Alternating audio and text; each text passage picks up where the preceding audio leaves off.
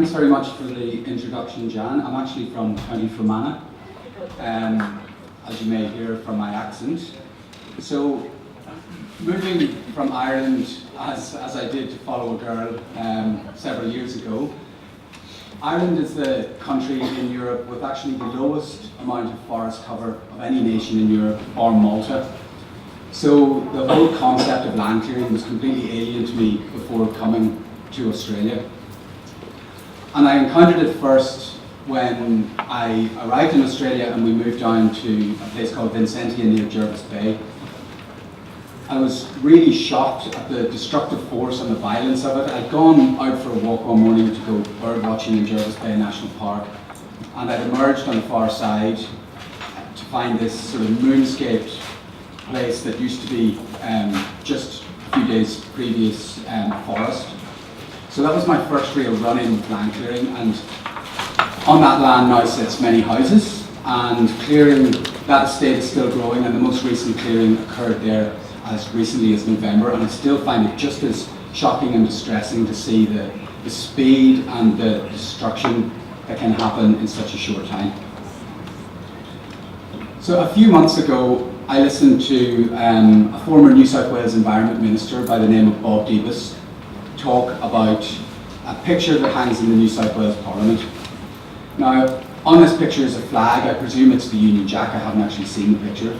That had been planted by members of the First Fleet shortly after their arrival in Sydney Harbour. Also depicted in the painting was a tree stump. And Bob's point here was that almost since the very day of arrival in Australia, Europeans have been busily chopping into and clearing Australian natural habitats. So you may think to yourself, okay, that's 200 years ago, they kind of had no choice, they had to clear a bit of land to grow food.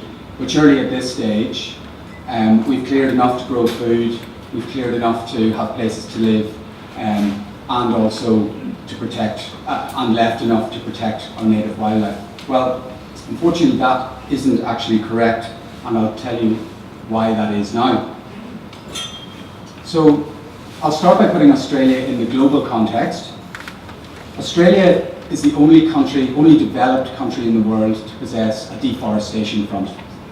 So that puts it up there with countries like Brazil, the Congo, Indonesia, Tanzania, and other East African nations.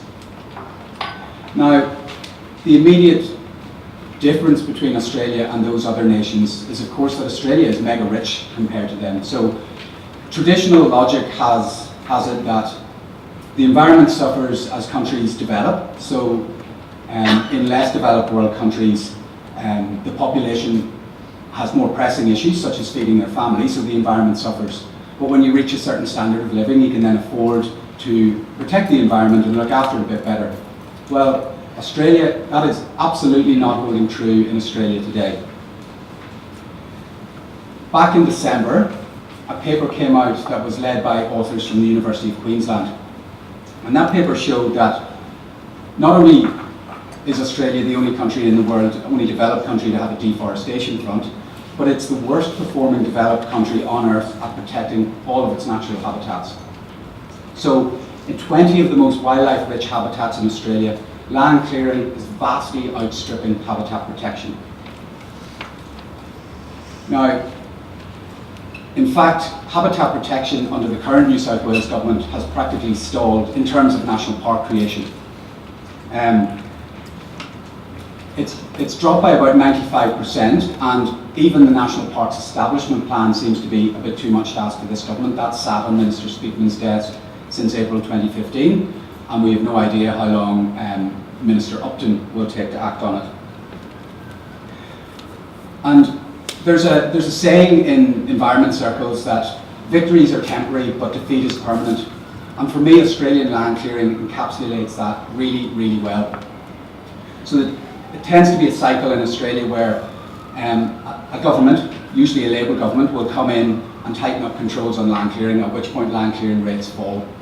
Now, then the government changes, those laws are repealed and land clearing accelerates away again. Then it might again change and the laws are reinstated.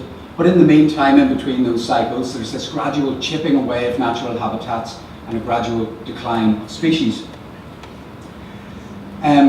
Now, given that I work for the National Parks Association, it's important to point out that that pattern doesn't tend to hold for protected areas. So national parks tend to survive changes of government, even though the nationals are on the record as wanting to log them.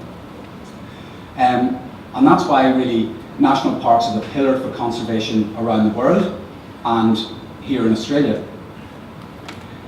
Of course, there's no room for complacency there, because although they do tend to survive changes of government, there's a phenomenon known as protected area downgrading, degazetting and downsizing, a global phenomenon that's also at play in Australia.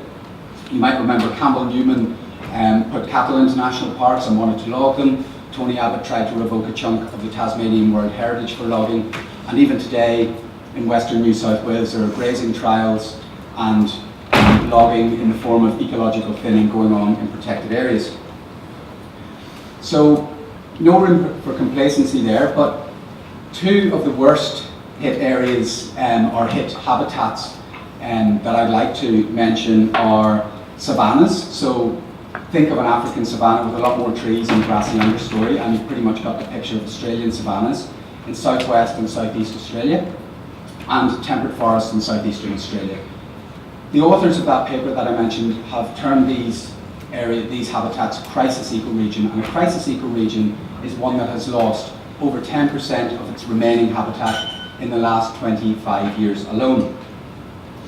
And the issue with those particular habitats is, of course, that both New South Wales and Queensland contain large areas of them, and both of those states have recently wound back controls on land clearing. So for those particular crisis ecoregions, the situation is likely to get worse before it gets better. So the question, I guess, that we need to ask is, why are we clearing? Why are we getting rid of natural habitat with such zeal and fervour? Well, globally, agriculture is the main driver of habitat loss, and Australia is really no different. My example at the start, obviously, in Jervis Bay, focused on urban development, and there's a couple of pictures of that up there behind me. But that is a key driver of habitat loss on the eastern seaboard, where most people in Australia live. But in terms of sheer scale, agriculture is still the main driver. The land clearing that you've probably heard that has accelerated away so markedly in Queensland over the last few years since Campbell Newman revoked land clearing laws, that mostly focuses on that savanna ecosystem, and that clearing is predominantly for grazing to produce meat. But we don't just clear for grazing, we clear for cropping as well. And some of you may have seen a really interesting article in the Stock Journal back in January. A farming family from Western New South Wales had locked up 12,000 hectares of land in order to be able to clear 6,000 hectares more. Now, besides sort of giving you all the insight that you need into the concept of offsetting, which I'll come back to in just a couple of minutes, that article also contains some really fascinating quotes by those farmers. So essentially what had happened was, they were saying that the land that they had continuously cropped for 25 years, they were having to put more and more artificial fertilizer on it to maintain yields, which had been declining. On the other hand, the newly cleared land was giving them bumper harvests. So you couldn't get a neater sort of summarization of the issues with cultivating marginal country in Australia. And I'm not trying to lay blame on the farmer's doorstep here. I mean, they're obviously in a very challenging climate way out west, and they're trying to feed their families and have an income. But surely as a society we can do a bit better than simply ask our farmers to flog land to death, and then when that's all done, just clear a bit more. Incidentally, since then, I've been following the weather, where those farmers are based, and in the heat wave that we've just had, they had 5 days in a row over 40 degrees, topping out at 48. So, given that we know land clearing drives regional climate change via a reduction in rainfall, via prolonging droughts and increasing local temperatures, actually what those farmers needed was completely the opposite of clearing more land. In the medium term, that's precisely the wrong sort of leadership. What we really should be doing in heavily cleared areas is massive revegetation programs to try to reverse some of those regional effects of climate change, and that can be done. And in areas where we haven't cleared so much, we should be retaining native vegetation at all costs to give us the greatest chance of an inhabitable climate as climate change progresses. So the next question we might ask is, so what? Why should we bother worrying about land clearing? And the example I've just given shows you why land clearing is relevant to agriculture, and particularly west of the Great Dividing Range in a very fickle Australian climate. And obviously that then has knock-on implications for the socio-economic futures of regional communities.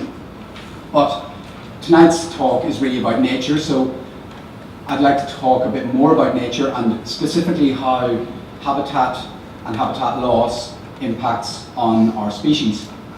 So I hope I've already been able to describe to you that the rate of habitat loss in Australia is pretty frightening at the moment, and I'll go on now to talk a little bit about why that's important for our species. The key thing about ecology, the central tenet of ecology, is that the thing that determines the distribution and diversity of species is habitat. So if you've got diverse habitats, you're likely to have diverse species. So as an example, if you think of a forested landscape, and on a north-facing slope that gets full midday sun, you will have probably, let's say, a dry eucalypt forest. Now that dry eucalypt forest will host species that are adapted for hot climates, high evapotranspiration, and periodic fire, let's say.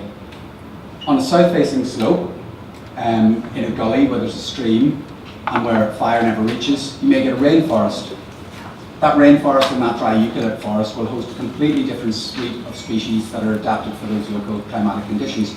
So diverse habitats drive diverse species. It's also generally true that the more productive the landscape, i.e. the more fertile soils, the more productive and therefore species-rich the habitats that land can support. Needless to say, those more productive areas are the first to go for agriculture. If we think of the Liverpool Plains as an example, the Liverpool Plains are famous as being some of the most fertile agricultural soils in Australia. But they would also have hosted an incredible array of species in their time before they were so heavily cleared. So, in fact, the Australian naturalist Tim Lowe wrote a brilliant article in The Guardian back in 2015 describing the experiences of another famous naturalist by the name of John Gould back in 1839 and his experiences on the Liverpool Plain. John Gould described as abundant two species of wallaby, the bridle nail-tailed and the black striped, that are perilously close to extinction today. Very few of you in this room will ever see those unless you make a massive effort. Western quolls he also described as abundant, and thrush-tailed bettongs. Both of those are completely extinct in New South Wales and confined to WA now. And the Gould's mouse and the eastern hare wallaby that he described don't exist on the planet anymore. They've joined the other 27 mammal species that have vanished forever since Europeans have come to Australia. Now, Tim Lowe blamed grazing, which reduced the understory, coupled with the invasion of feral pests like foxes and cats and rats from the new colonisers, and then cropping came in over the top of that much later to give us the situation that we have today, where the Liverpool Plains retain about 3% of their original native vegetation. Now, what you should sort of be getting from this example is the fact that there's an inherent tension between human activities and conservation. And that is to say that the richest wildlife areas are often the ones that we want as well. So if we're serious about preserving as much wildlife and species as possible, we maybe need to start considering making some choices about the areas that we want and the areas that nature wants.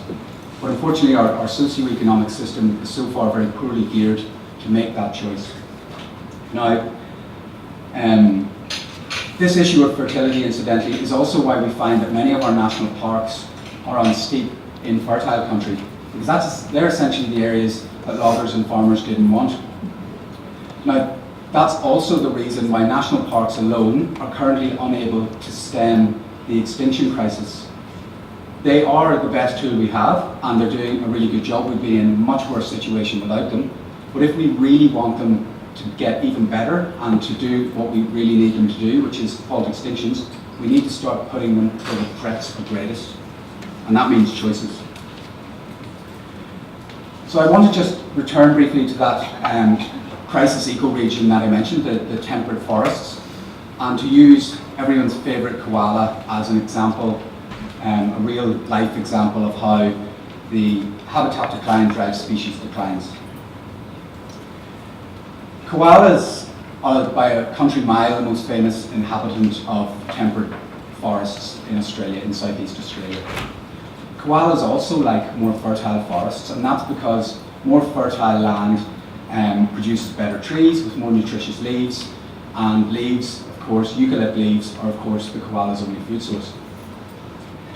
But as I mentioned, crisis ecoregions are those where habitat loss is massively outstripping protection, and that have lost 10% of their total area in the last 25 years alone. So between intensive native forest logging, land clearing for urban development, and land clearing for agriculture, temperate forests in southeastern Australia are getting absolutely smashed, and therefore it should be no surprise to find that every single koala population on the eastern seaboard of Australia, bar one or two, is in pretty sharp decline as well. In the Bega Valley, as another example, the Bega Valley hosted a koala population so large at the end of the 19th century that it supplied a pelt trade back to Europe. Between massive clearing for agriculture, intense wood chipping, and climate change in that region, potentially linked to the wood chipping and the land clearing, there are now between 50 and 80 koalas left on the far south coast.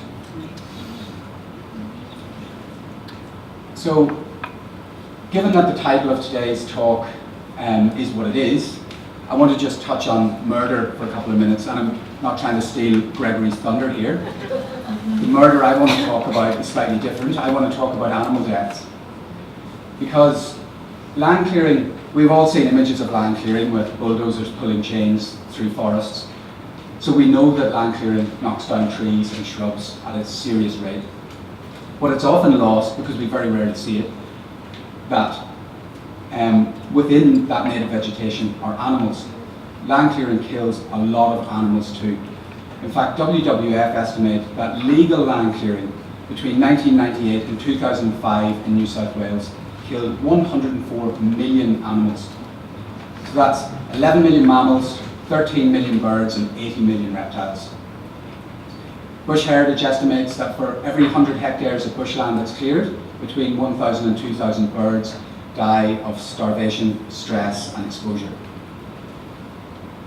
By contrast, the Native Vegetation Act, which this government have just scrapped, saved the lives of 53,000 animals a year via a reduction in land clearing. So when we think of land clearing, and when we hear environment groups and the government talk about population declines and species declines, that's quite a nebulous concept. But underpinning population and species decline are the gory deaths of individual creatures.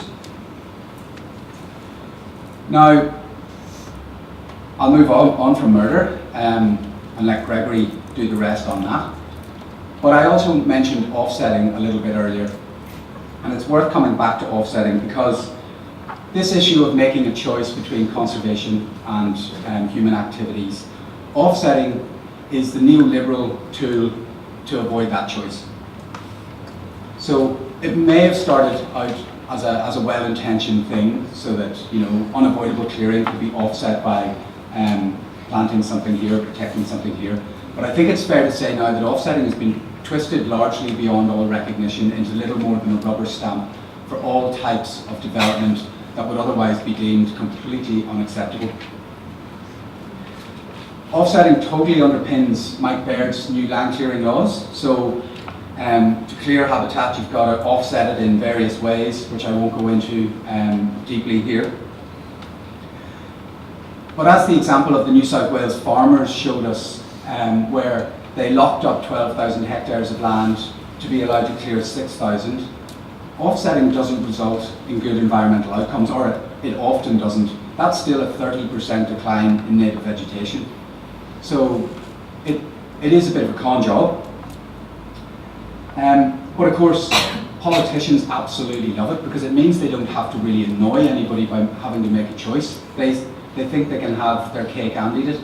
But the uncomfortable truth for politicians, and the bit they either don't understand or don't want to understand, is that central tenet of ecology that I mentioned, which is that the presence and diversity of species is determined by habitat. You can't simply move a suite of habitats somewhere because they're inconvenient.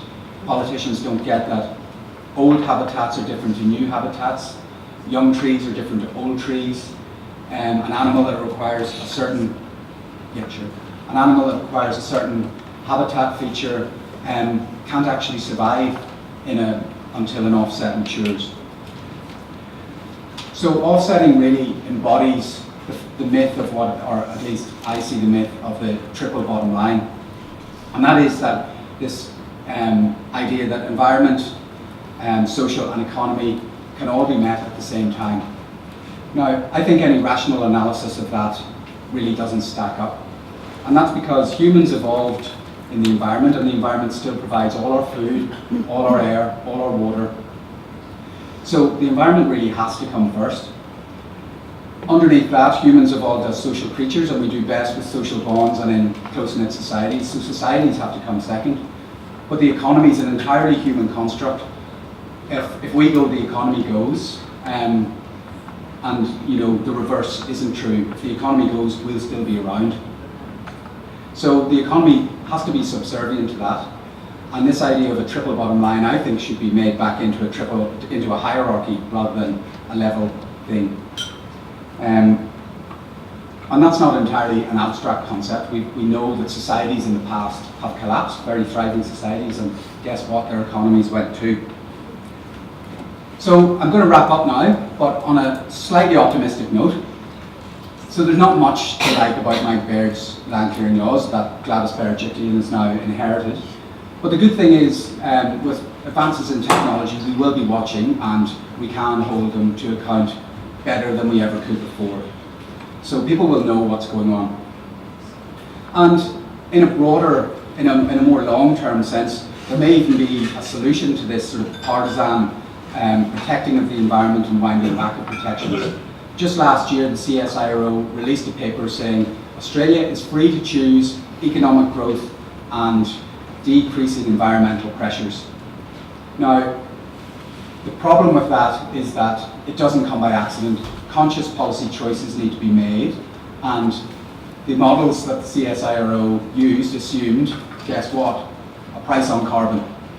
So we know where that is in Australia right now, and we know immediately what the barrier to implementing this sort of bright future that the CSIRO says is possible, and that barrier is essentially the fossil fuel lobby and the proximity of the fossil fuel lobby to the political system. How do we break that proximity and that revolving door? Well, I think you're going to be talking about that in 2 weeks, so you'll have to come back and find out. Thank you very much.